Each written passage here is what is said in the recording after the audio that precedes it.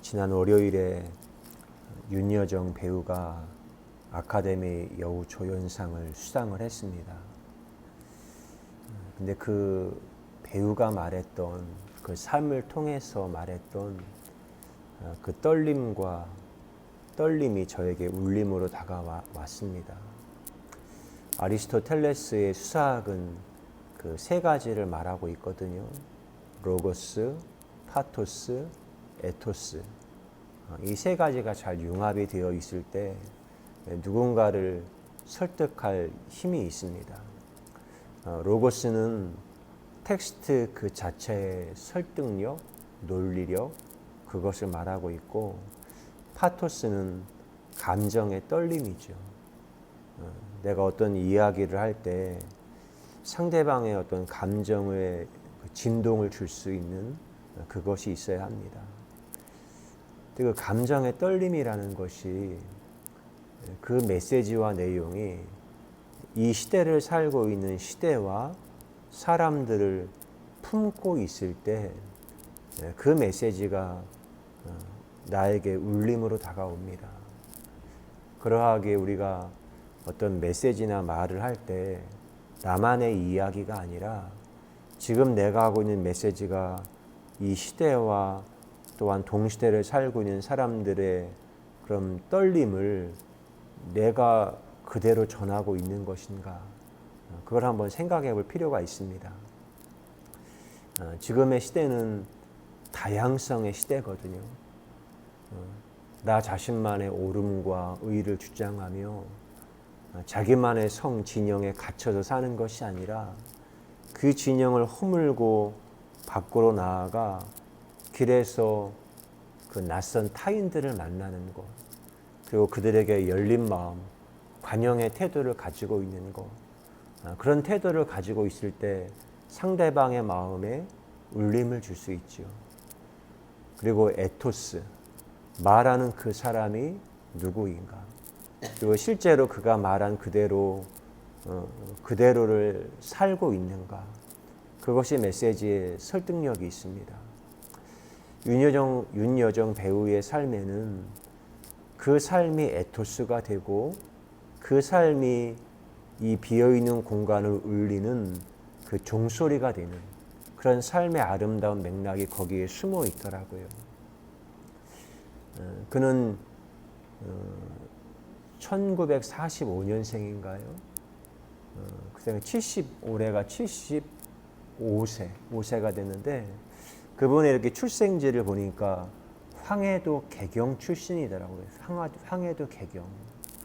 그는 한국 전쟁, 6.25 전쟁을 겪으면서 이 남한 사회로 내려왔어요. 피난민을 직접 경험해 본 분이 계셔서 아시겠지만, 내가 태어난 곳을 떠나서 새로운 남한 땅에 내려와서 내 인생의 터전을 만들고 서식지를 만든다는 것이 결코 쉽지가 않습니다. 그런데 대한민국은 이 이념의 갈등으로 인해서 6.25 전쟁을 치루었어요. 그래서 그녀는 출생지는 북한이었지만 그 이념의 전쟁에 의해서 남한 사회로 월남을 하게 된 것이죠. 물론 아주 어렸을 때이지만. 그리고 윤여정 그 배우는 남한 이 대한민국 땅에 살다가 미국으로 그의 인생의 삶의 서식지를 바꾼 적도 있습니다. 그는 가수였던 조영남, 그 사람과 결혼을 했지요. 또 굉장한 그 조영남은 서울대 나왔고 성악을 전공을 했고 엄청난 인기 스타였고 당시에 인기 가수였고, 그런 과정 가운데 미국으로 함께 가서 살게 됩니다. 근데 그게 쉬운 게 아니에요. 이민 사회에 가서 내가 거기에 뿌리를 내리고 내 생계를 유지하며 산다는 것 결코 쉬운 게 아닙니다. 누군가의 말에 의하면 내 인생의 서식지, 그 생태계의 환경을 바꾸는 데는 보통 인간의 삶의 노력보다 4배 이상의 노력이 필요해야 새로운 세계에 들어가서 정착할까 말까래요. 왜냐하면 새로운 세계에 들어가면 그 세계에서 나를 거부하는 텃세, 저항 그런 게 있거든요. 그러니까 그 모든 걸 뚫고 새로운 서식지에 가서 내 인생의 뿌리를 내린다는 것은 결코 쉬운 일이 아닙니다. 그리고 이 사회에는 낯선 외부인에 대한 어떤 차별하는 게 있어요. 내가 모르는 사람에 대한 어떤 편견을 가지고 있고. 제가 지난 겨울이죠. 그때 강원도 고성 거기 대진항에 가서 그 북한을 탈출해서 남한 땅에 가서 머구리 작업을 하고 있는 그 박명호 씨를 만나고 왔습니다. 근데 그의 인생을 보면 북한에 살다가 목숨을 걸고 남한 사회로 왔어요. 남한 사회가 되면 자신의 꿈과 원하는 모든 것들을 다 이루어질 줄 알았는데 이 남한 사회가 그 박명호 씨를 결코 환대해 주지 못하는 겁니다. 그래서 그는 이 남한 사회에서 서식하고 생존하기 위해서 이 남한 사람들이 가지 않는 곳을 가요. 머구리 작업복을 입고 지하 30m, 바다 30m 수심 아래로 내려가서 낙지를 잡고 해산물을 채취해 가면서 그런 자신의 그런 생존을 키워가는 겁니다. 근데 그 영화를 통해서 알게 되는 것은 그가 30m 수심에 내려가서 잠수병을 앓고 발이 썩어 들어가는 것보다 더 큰 고통은 무엇이냐면 남한 사람들의 시선이에요. 탈북민을 바라보는 그 편견, 그리고 편견에서 비롯되는 차별, 냉대. 박명호 씨는요, 그게 너무너무 힘든 거예요. 어느 한 사회에 들어갔는데 내가 주류가 아니라 비주류로서, 비주류 중에서 소수인으로 산다는 것이 어느 한 문명사회에 산다는 것은 너무나 힘들고 어려운 일입니다.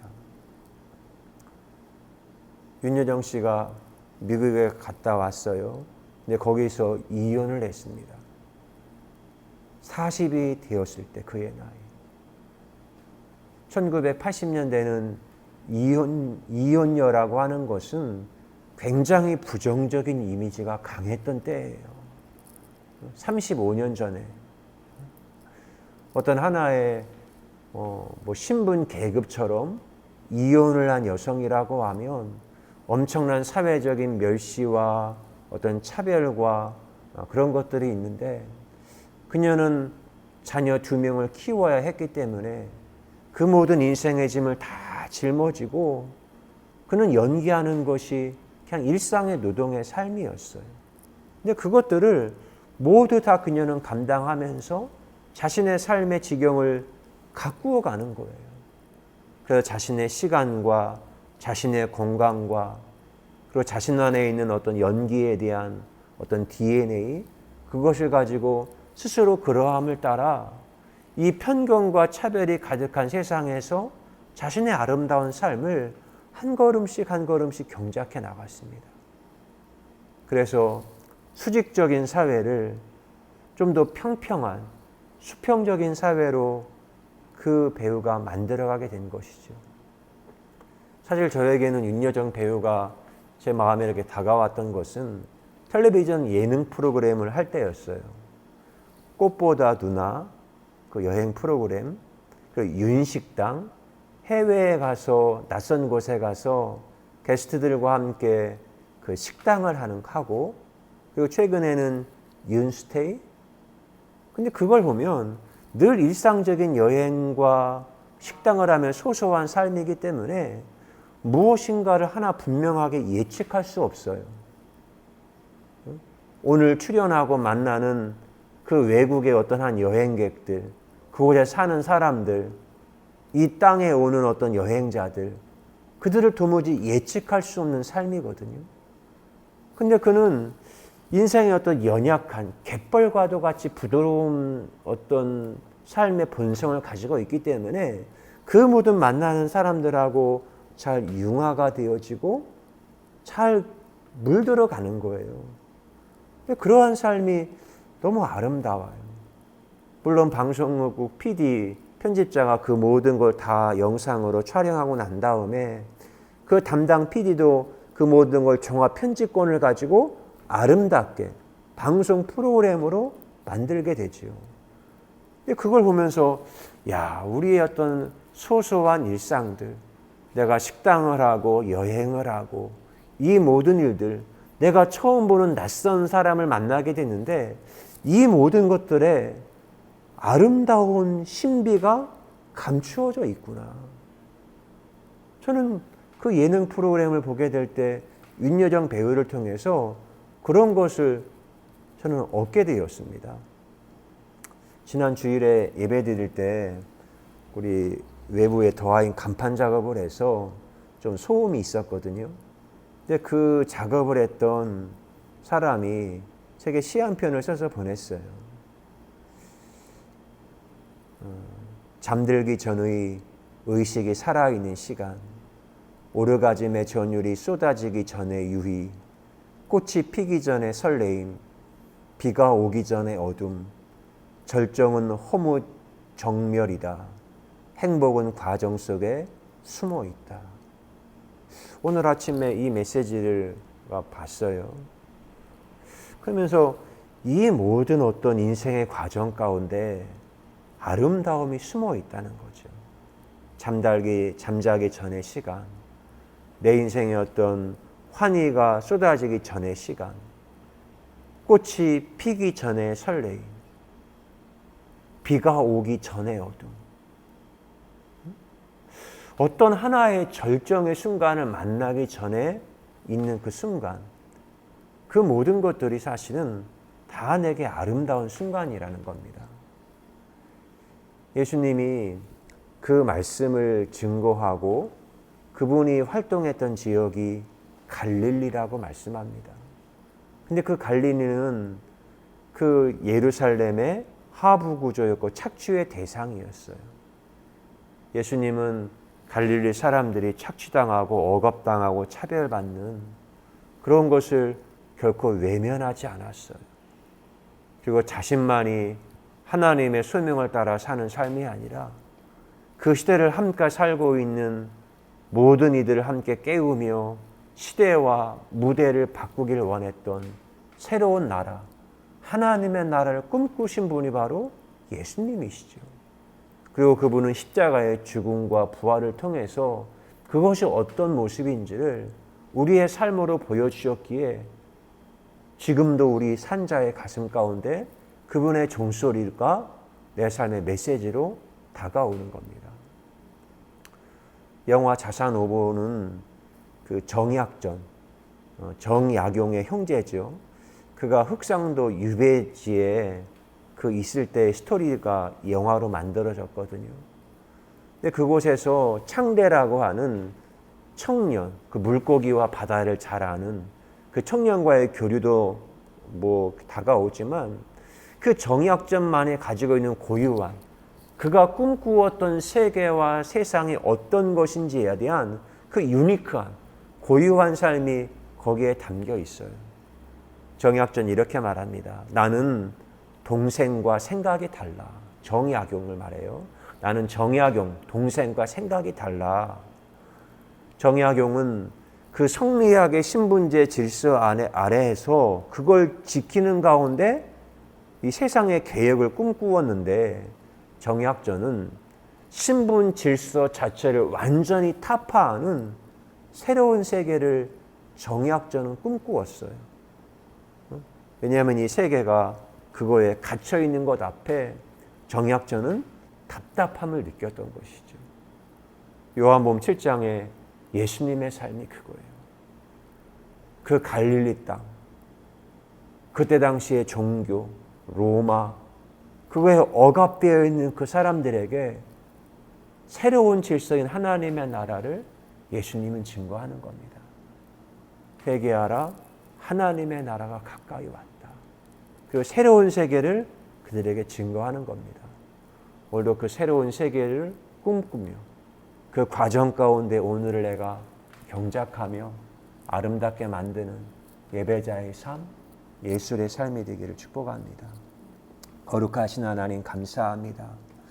우리가 어느 한 세계에 너무 오래도록 길들여져 있으면 새로운 세계에 대한 꿈을 내가 잃어버리게 됩니다. 그러나 하나님의 말씀이 내 마음을 울리는 사랑의 종소리가 되어 다가와 이 문명을 울리며 나의 존재를 울리며 하나님의 나라에 대한 꿈을 꾸게 하신 하나님께 감사합니다. 물론 그 나라를 꿈꾸며 하나님이 내게 허락되어진 오늘의 삶, 오늘의 주인공 하루와 함께 멋진 춤을 추며 오늘 여기를 하나님의 나라 가꾸어가는 거룩한 예배자의 삶으로 우리를 부르신 것을 감사합니다. 사랑합니다. 예수 그리스도의 이름으로 기도드리옵나이다. 아멘.